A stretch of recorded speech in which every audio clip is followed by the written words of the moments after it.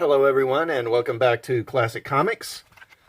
So, I promise this wasn't meant to be a Batman comics only channel.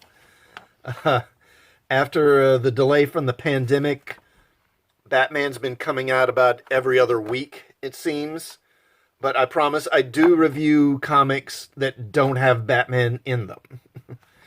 But not this time. Today I'm reviewing Batman number 98. So this is the latest chapter in the Joker War storyline. And again, we have James Tynion writing with Jorge Jimenez doing the art.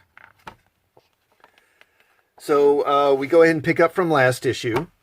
Now we start out with Scarecrow and Riddler here playing chess. And we see that along with them, Penguin, Catwoman, and some others are hiding out. I guess this is the Iceberg Lounge that Penguin runs. I assume that's where it is. But they're basically laying low while Joker is basically tearing the city apart. Then we go to the Batcave, and we get a scene with Bruce and Alfred here. So we know this is still a hallucination. You know, Bruce is dreaming all this because he's still being affected by the Joker gas that he was hit with in a previous issue. Then we go to the real world, and we've got Harley watching over him. And then Punchline shows up.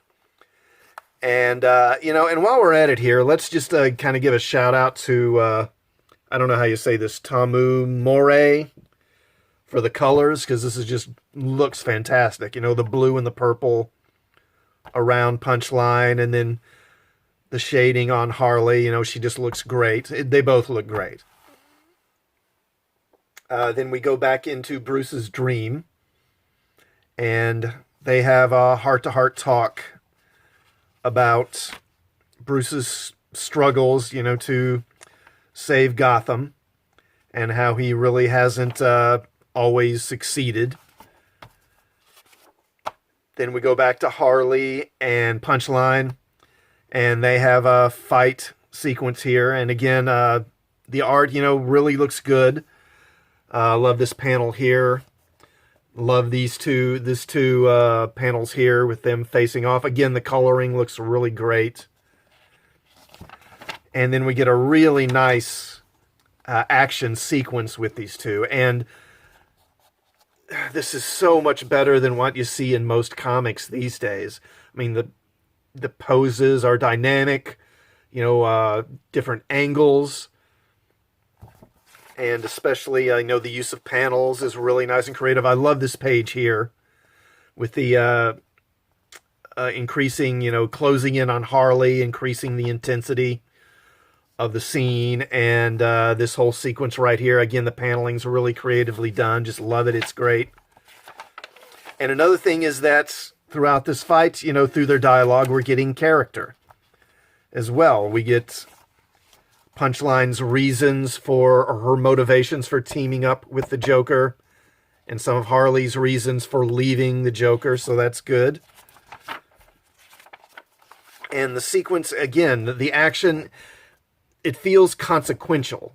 It feels, you know, like this fight matters. It feels like these blows are really hitting. And this isn't just a bunch of busy work to pad out the story, which it so often feels like in so many comics these days. Then we go back to Bruce and Alfred. And they have this heart-to-heart talk about how Batman is kind of a child's dream, and how Batman is a promise that a child made to himself years ago. And although it's a dream that is maybe not, you know, the most realistic, it's still a good dream, and it needs to be fought for. And he kind of Alfred chides Bruce for letting his defeats kind of weigh on him and eat away at him. And now he's got to let go of the guilt of, Alfred's death, of his parents' death. And he needs to, basically, he's like, no, you need to snap out of it.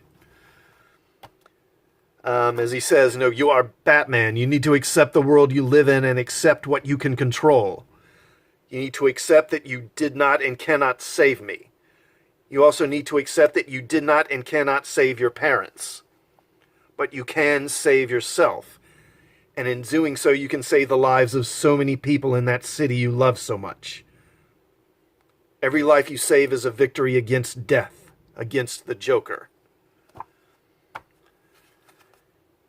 And Alfred kind of fades away, but leaves him telling him, let the world know who you are. And then he awakes and confronts Punchline, and he announces, I'm Batman! I don't know why, but I think of Lego Batman when I see this for some reason. But yeah, I mean, it's... this is kind of a cheesy panel, but I mean, it's a good kind of cheese. It's a cheese I like. And so he takes out Punchline fairly easily. And then he says he's going to call in the reinforcements, which I guess means, Nightwing and Batgirl and Tynion and everybody. And then we go back to the Iceberg Lounge, and Catwoman says she's heading out into the city and she wants the other villains to go with her. And they say, well, why would we do that, when the Joker's tearing the city apart? And she says, well, what if I told you I can make you all billionaires? So, a nice little spot to end on. So, overall, just another excellent issue from this creative team. And, a thing that it struck me reading this is, of course, this is kind of the scene between Bruce and Alfred is kind of the heart of the issue, really. It's what it's really all about. And what Tynion does here, and I think very deftly, is that, you can make a hero appear vulnerable or give him vulnerabilities, emotional vulnerabilities, but do it without making the character weak or seem weak or appear weak, which is, they're not the same thing. You can make a hero, and this is especially important for heroic characters, these aspirational characters, giving them vulnerabilities and giving them, humanizing them somewhat, but also not making them seem weak or pathetic, which is something that Tom King, really just doesn't seem to be able to grasp. So, yeah, another excellent issue. And is this the best monthly comic on the market right now? Yeah, maybe. Definitely a thumbs up. So, another excellent issue. And so, have you read this comic? If so, do you agree or disagree with my review? Let me know in the comments. Also, if you found this video informative, please do subscribe to the channel and hit the bell for notifications. And I will see you all next time. Thanks for watching.